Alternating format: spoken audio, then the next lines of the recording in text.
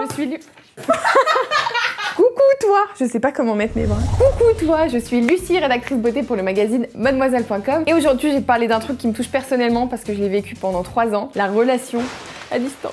Si t'as cliqué sur cette vidéo, c'est sans doute que c'est un sujet qui te parle, peut-être que t'es toi-même dans une relation à distance ou que tu t'apprêtes à la vivre. Alors je me suis dit que ça pourrait être sympa de me baser sur mon expérience personnelle pour te donner quelques conseils et t'aider à surmonter cette période plutôt chiante. Générique! Propulsé par Mademoiselle.com. Ça swing. C'est la pause éternuement, ouais, à tes souhaits. Mon premier conseil, c'est d'accepter que tout le monde ne vit pas la distance et le manque de la même façon. C'est pas parce que ton ou ta partenaire ne t'appelle pas 15 fois par jour qu'elle ne pense plus à toi ou qu'elle ne t'aime plus. C'est sans doute juste qu'elle arrive à relativiser et à se détacher du manque un peu plus facilement que toi. Et je sais à quel point ça peut être frustrant d'être mal dans son coin pendant que l'autre a l'air de vivre sa meilleure vie. Est-ce qu'il me trompe? Est-ce qu'il est mieux sans moi? Est-ce qu'il pense seulement à moi? C'est pour ça que je suis devenu un lièvre. Un lièvre, franchement, tu vois, moi, si quelqu'un devait être un lièvre, j'aurais... Est-ce que j'ai racheté du PQ, moi? Attends, parce que j'ai pris de l'eau plate, pack de 6, j'ai pris du lait, j'ai pris des élastiques, j'ai pris du coca sans bulle, j'ai pris de l'eau plate, je l'ai déjà dit. Non, j'ai pas pris de PQ. Mais finalement, est-ce que c'est pas plutôt une bonne chose de se dire que la personne qu'on aime est heureuse plutôt que d'être tous les deux complètement déprimés? Tu me manques. Toi, tu me manques. Toi, tu me manques. Arrête, c'est toi qui me manques, je te dis.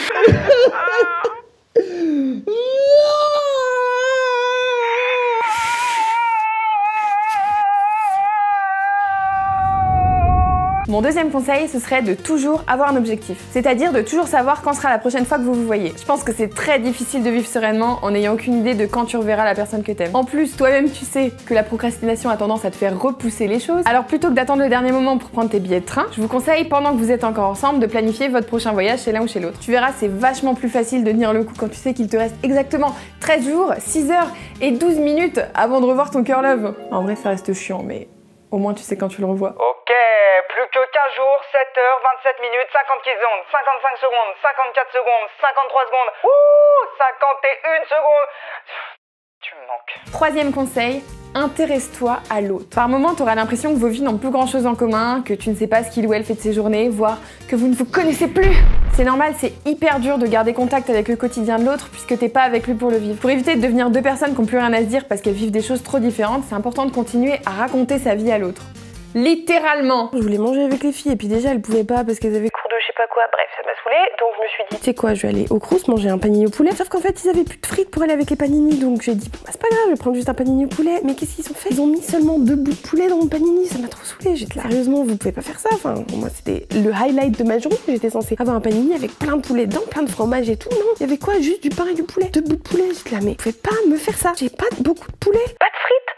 Alors ouais, pour certaines personnes, c'est difficile de parler de choses un peu futiles au téléphone, de raconter des détails de la journée qui sont pas forcément intéressants. Mais finalement, c'est ça qui va permettre de réduire la distance psychologique entre vous. Si tu connais le nom de ses potes, de ses profs, que t'as une vague idée de comment ils sont, si tu lui parles de ce que t'as mangé à midi, du connard qui t'a bousculé dans le métro, de ta dernière découverte sur YouTube, ça vous donnera l'illusion d'être un peu plus proche physiquement et vous continuerez d'exister chacun dans la vie de l'autre, comme avant.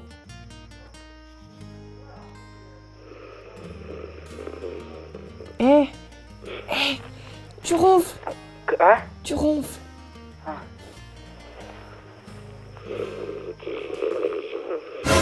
Mon quatrième et dernier conseil, c'est par-dessus tout de communiquer. Si vous échangez à propos de vos doutes, de la façon dont vous vivez cette distance, de votre sexualité, de vos prochaines retrouvailles, mais aussi de la vie que vous menez chacun de votre côté, ça sera beaucoup plus facile de régler les problèmes et de tenir le coup. Souvent, quand on se voit un week-end par mois, on n'a pas forcément envie de le passer à se prendre la tête ou à parler de sujets difficiles à aborder, mais il faut aussi savoir profiter du temps que vous avez ensemble pour régler ces choses-là. Et crois-moi, c'est beaucoup plus facile à faire quand tu peux regarder l'autre dans les yeux et lui faire des câlins que quand t'es à l'autre bout du téléphone à plusieurs centaines de kilomètres de lui.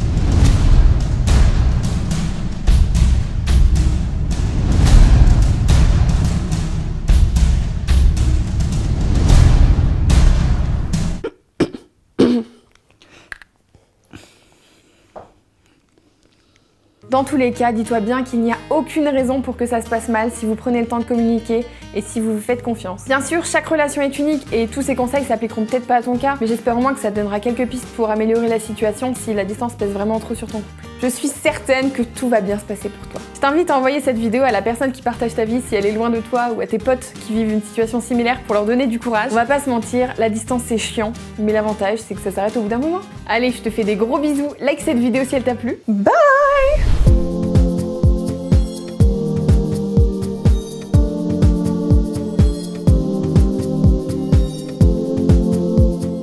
la pause éternuement. Ouais, à tes souhaits. De rien, ça me fait plaisir.